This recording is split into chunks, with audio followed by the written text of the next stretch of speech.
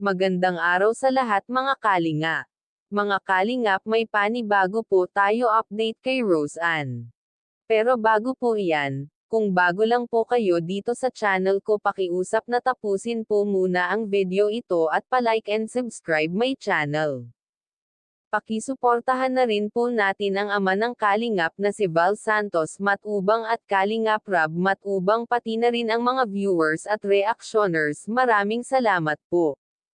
Mga Kalingap, personal at sinorpresa po itong binisita ng isang sponsor si Rose Ann sa kanilang bahay. Kaya nagulat ito si Rose Ann nang biglaang may dumating. Galing pa ito sa ibang bansa ang nag-sponsor ito sa kanya. Kaya personal ito binisita para alamin ang tungkol sa kanyang pag-aaral, kasi sagot niya po ito lahat. Sobrang saya din po ito ni Rose Ann dahil may pasalubong po ito sa kanya na mamahaling mga gamit. Kaya sabi ito ni Rose Ann ay first time daw po niyang makatanggap ng ganun mamahaling gamit. Pinag-usapan din nila ang tungkol sa baniling lupa nila. Rose Ann ay nagkaproblema daw ito dahil wala pa sila itong pananghahawakan na titulo ng lupa at marami pa ang nang-aangkin dito. Kaya sabi nga nila ay baka raw na-scam sila dito, kaya problemado ang nanay ni Rose Ann kung ano ang dapat gawin.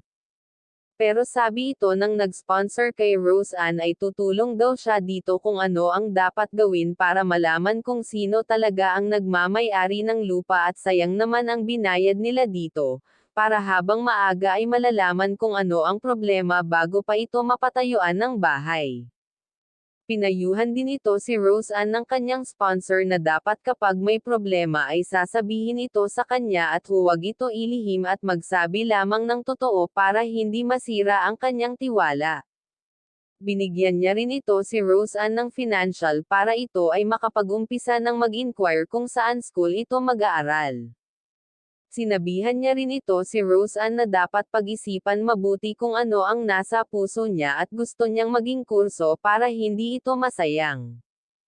Kaya nagpapasalamat ito si Rose Ann at ang kanyang nanay sa pagbisita niya ng personal dahil bukod sa napakalayo ay umuulan pa nung pumunta sila dito. Kaya sana patuloy po natin suportahan ang Team Kalingap para marami pa sila itong matutulungan na mahihirap na nangangailangan ng tulong. Kaya hanggang dito na lang po at maraming salamat po. God bless us all.